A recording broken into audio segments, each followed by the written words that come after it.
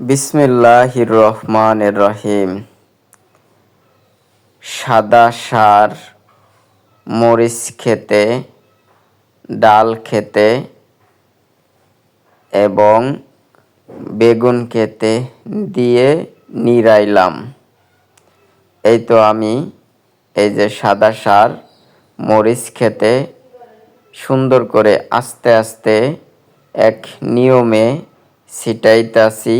এই জন্য মরিচ গাছগুলো ফুল চলে আসছে, কিন্তু গাছগুলো বড় হচ্ছে না। একদিকে মরিচ ধরছে, কিন্তু গাছগুলো বড় হচ্ছে না বিধায় আমি সাদা সার দিচ্ছি।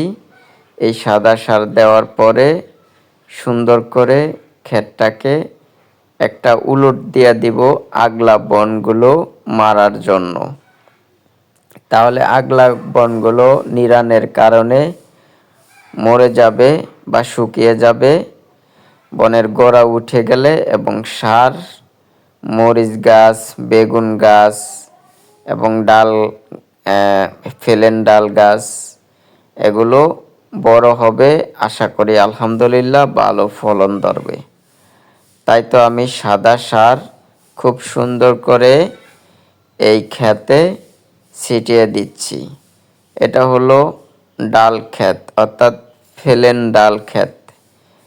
এখন আমি মরিচ ক্ষেত দেওয়ার পরে এখন আমি ফেলেন ডাল খেতে এই তো সাদা সার দিচ্ছি।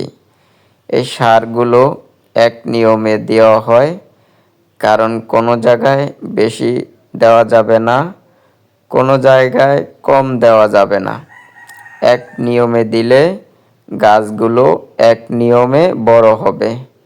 তাই তো আমি সিরিয়াল ধরে আস্তে আস্তে এক নিয়মে ডাল খেতে সাদা সার দিচ্ছি। ওখানে সামনে সরিষা ক্ষেতও আছে।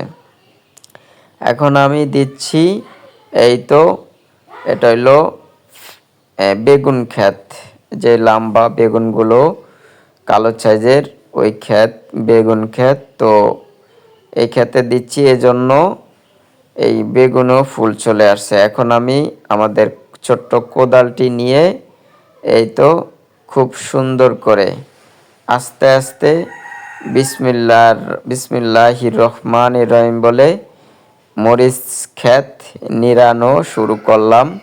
এই যে এইভাবে নিড়ানো হয়, তাহলে মাটিটা উলট পালট হয়, আগলা বনগুলো উঠে যায়, ওগুলো রোদের তাপে মরে যাবে। আর এই যে মরিচ গাছগুলো আস্তে আস্তে আরো শক্তি পেয়ে বড় হবে। তো আলহামদুলিল্লাহ, ভিডিওটি কেমন লাগছে অবশ্যই কমেন্টে জানাবেন। এরকম নতুন নতুন ভিডিও পেতে চাইলে পাশে থাকতে পারেন।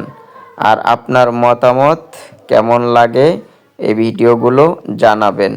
আপনার এই জানানো মতামতে আমি নেক্সট ভিডিও বানানোর উৎসাহ পাই। তো এইরকম গ্রামের ভিডিও পেতে হলে সঙ্গে থেকে ভালোবাসা দিয়ে এগিয়ে নিয়ে যেতে পারেন। তো আসসালামু আলাইকুম ওয়া রাহমাতুল্লাহি ওয়া বারাকাতুহু। সকলে ভালো থাকেন, সুস্থ থাকেন। আল্লাহ হাফেজ।